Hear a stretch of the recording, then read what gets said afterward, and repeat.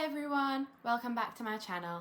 In today's video we're going to take a look at some clean sheet odds, some projected goals and some of my favourite players for round 3 in World Cup Fantasy. So let's get started. So we're going to start off by taking a look at some clean sheet odds. As always, the clean sheet odds and the projected goals in this video have come from FPL Joe's website, so I will leave a link to that down in the description. So looking at the clean sheet odds, we've got Ivory Coast at the top with a 62% chance of keeping a clean sheet, and then it's Senegal with a 58% chance, and then Belgium have a 57% chance, Argentina have a 55% chance, England have got a 53% chance, Morocco 51%, Brazil are on a 49% chance, and then Croatia, Korea and Spain have all got a 44% chance of keeping a clean sheet. Okay, so now we're going to take a look at some goalkeepers. As always with my goalkeepers, I'm looking for the ones that are going to be under 5% owned so that they qualify for the scouting bonus, and so that I've found 3 that I like currently. The first one I've got is Bounou from Morocco, and then it's Mendy from Senegal, and then Fofana from Ivory Coast. So all of these are currently under 5%. Bounou from Morocco is the one that is most likely to go above 5% at 4.1% owned, and he is also the most expensive on the list at 4.7 million. Mendy is 4.5 million, so he's in like the middle price, and he is 1.5% owned. And then Fofana is the cheapest and the lowest owned, but he actually has the highest chance of keeping a clean sheet out of the 3 on this list. Okay, and then moving into the defenders. The first defender I've got on the list is Cucurella from Spain. So he is priced at 5.1 million. His ownership is 25.8%, and Spain have got a 44% chance of keeping a clean sheet. In round 3, I think it's really important that we're looking to choose players that have still got something to play for, and as Spain only got a draw in their first game, it is looking likely that they will probably need some more points in round 3 to not qualify. They're definitely going to qualify to the round of 32 as long as they win this second game, but getting more points in round 3 would help them potentially finish first in their group, which could give them a more favourable draw for the round of 32. So I think it still looks like Spain could be a good team to target. The next defender I've got on the list is O'Reilly from England. So he is 4.7 million, he is 11.8% owned, and the clean sheet odds for England are 53%. England are a team that we need to see how they got on in round 2, but as they won their first game, if they win their second game and are also on 6 points, they probably won't have much to play for in round 3, which would maybe make O'Reilly an avoid. So O'Reilly's on the list for now because we don't know if England are going to win yet in round 2. I expect they probably will, but you never know. So if they do win, you're probably looking at picking a different England defender that hasn't started in the first 2 games, that would maybe start in a rotated team, or you'd be looking to avoid England. Okay, next I've got Danilo from Brazil. So he is priced at 4.3 million. His ownership is just 0.8%, and Brazil have got a 49% chance of keeping a clean sheet. So Danilo I included in my videos for round 1. Then I took him out for round 2 because he didn't start in round 1. But then he did start in round 2, and I think that's probably now he's got his place back in the team. So he looks like a good option because Brazil are currently on 4 points. They got a win last night, but then they drew the first game, so they could do with some more points to secure a good place in their group. So I think that makes Danilo a good option because he should start, and at 0.8% owned, he should qualify for the scouting bonus as well. And my next defender is Stanisic from Croatia. So he is 4.3 million as well. His ownership is 0.7%, and Croatia have got a 47% chance of keeping a clean sheet. Croatia are currently a team that haven't picked up any points yet, so in round 3 they're definitely going to need to pick up some points to secure qualification to the round of 32, and I think Stanisic looks like a good cheap way into that defence. And then I've now got Diouf from Senegal. So he's just 4.1 million, also 0.7% owned, and Senegal have got a 58% chance of keeping a clean sheet. Senegal are another team that haven't picked up any points yet, and they have got a really nice fixture in round 3 that is a good opportunity for them to get some points to secure qualification to the round of 32. So I think Diouf could look like another good cheap way into their defence. And then I've got Medina from Argentina. So he is just 4 million. His ownership is 1.4%, and Argentina have got a 55% chance of keeping a clean sheet. In some of my other videos that Argentina had been talking about was Tagliafico, but unfortunately he got injured just before round 1, so he hasn't played in round 1, and he looks like he's probably a doubt for round 2 as well. Argentina are another team like England that might not necessarily have much to play for in round 3, so whether he's a good option is going to depend on if Argentina pick up 3 points against Austria. If they do, then you're probably not going to look to include him, but if Argentina manage to drop points and they've still got something to play for in round 3, then I think he looks like a good option. The next defender I've got on the list is Doué from the Ivory Coast. So he is just 3.9 million, 1.4% owned, and has the highest clean sheet odds on this list with 62%. So Ivory Coast are a team that did win their first fixture in round 1, but whether they're going to pick up more points in round 2 or not is still to be seen.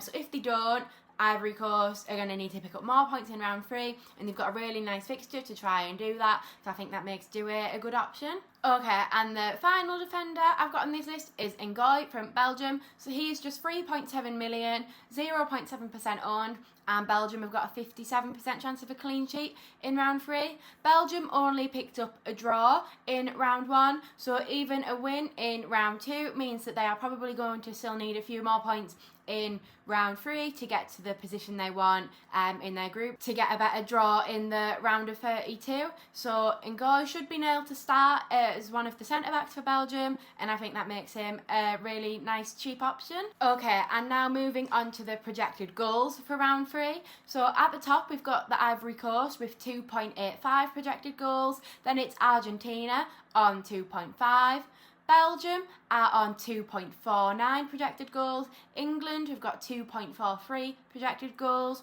Morocco have got 2.37, Bosnia are on 2.18, Senegal 2.16, the Netherlands are on 2.12 projected goals, Brazil are on 2.05 projected goals, Spain are on 1.91, Germany are on 1.78, and then France are on 1.76 projected goals. Okay, so now we'll take a look at some of my favourite midfielders for round 3. At the top, I've got Vinicius Junior from Brazil. So he is priced at 10 million, 17.8% owned, and Brazil have got 2.05 projected goals. Vinicius Junior has had a really nice start to the World Cup with 2 goals, one in round 1 and one in round 2, and he also got an assist in round 2. Brazil have still got something to play for in round 3, I think, since they had a draw in the first game. So I think he is likely to still play and could do quite well again. The next midfielder I've got on the list is Yamal from Spain. So he is priced at 10 million. He is 36.7% owned, and Spain have got 1.91 projected goals. Yamal is obviously coming back from injury. He played around 25 minutes in the first game. We're still not sure how much he's going to play in round 2, but we think it's probably going to be between 45 to 60 minutes, and then I think the plan is for in round 3 him to be able to start, and I think they're going to need him because obviously they got a draw in round 1, so Spain are still going to have something to play for as well, so he could definitely be a nice option. Next we've got Elise from France. So he is 9.5 million, 26.3% owned, and France have got 1.76 projected goals. Elise is one to watch out for because there is a good chance that France have picked up enough points to top their group. By the time we get to round 3, they picked up 3 points in their first game, and we haven't seen them play their second game yet, but if they do get another win, then they will be qualified on 6 points. So if that is the case, Elise is potentially likely to get a rest, and therefore he wouldn't be an option. So we could potentially replace him on this list with someone like Dembele or Cherki that didn't start in the first game, and I'm not sure if they're going to start in the second game either. The next midfielder I've got on my list is Mane from Senegal. So he is just 7.6 million, 1.7% owned and has 2.16 projected goals for round 3. I think Mane looks like a really nice option because he's on penalties for Senegal and he's at quite a cheap price as well. Senegal are going to have something to play for in round 3 after losing to France in round 1.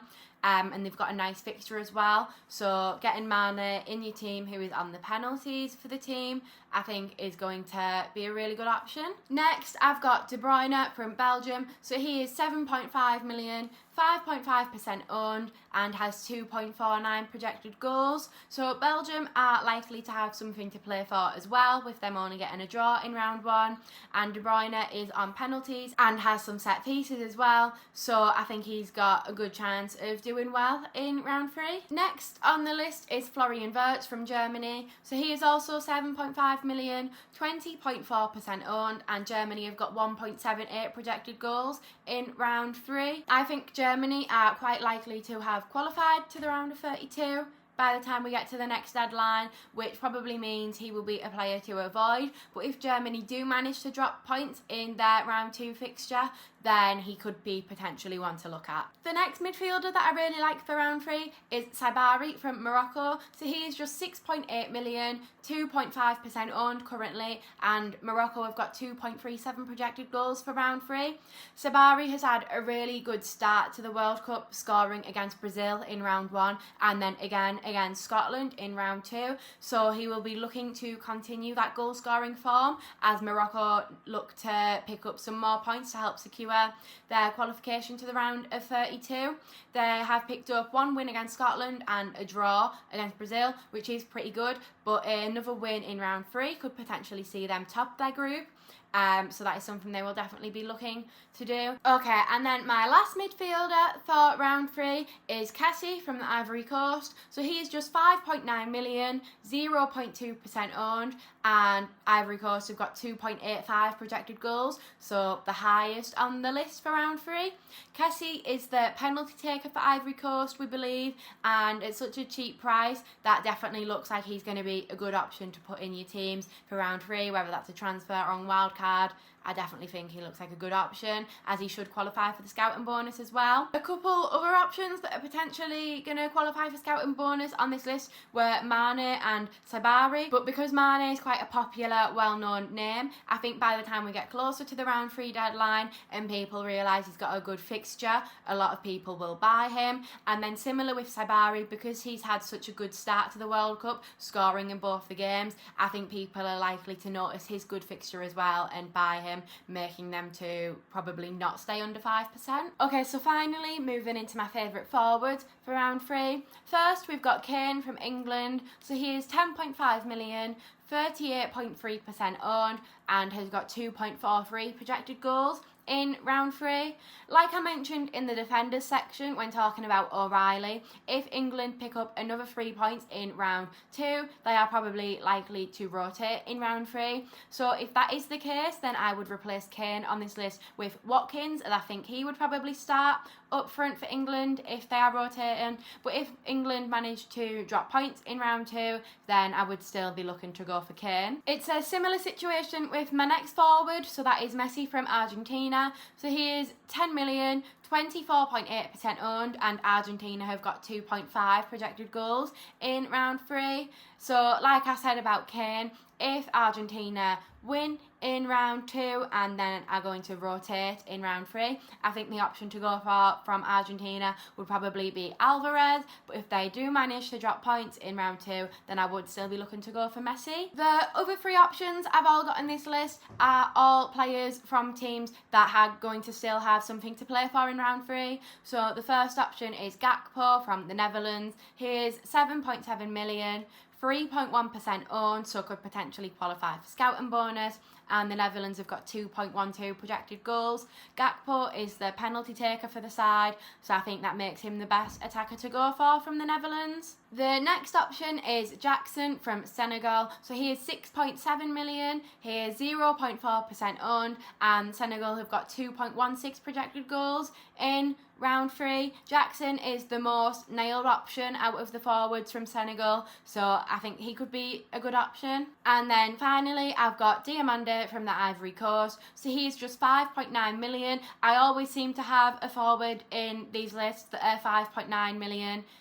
There's quite a few good options, and for round 3 I think the best one is Diamande. He is only 1.3% owned, so should qualify for scouting bonus, and Ivory Coast have got the highest projected goals of 2.85, so you could even potentially look to double up on them by going for Kessie, the penalty taker, in the midfield, and then you could have Diamande in your front line as well. That is definitely an option you could look to do on a wild card. Okay, so that is everything for my round 3 first look. I think looking at these clean sheet odds and the projected goals and some of the players as well shows how different round 3 is from round 1 and 2. In round 1 and 2 we were looking to target quite similar teams in both rounds and therefore the same players, but in round 3 there is quite a different list. Players like Ivory Coast players and Senegal players and players from the Netherlands weren't really options we were looking at as much for the first round, and they could definitely be a good option in round 3. So that is why I think using the wild card in round 3, if you've still got it available,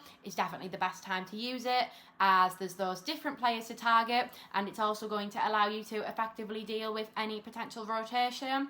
I think the key teams you want to be looking out for rotation issues are probably the teams that are on 6 points, because they're the ones that really don't need to be getting any more points. Obviously they will still try to get another 3 points, but they will probably try to do it with a different set of players to make sure their main players don't get injured. So if you liked the video and you found it useful, please give it a like and also subscribe to my channel.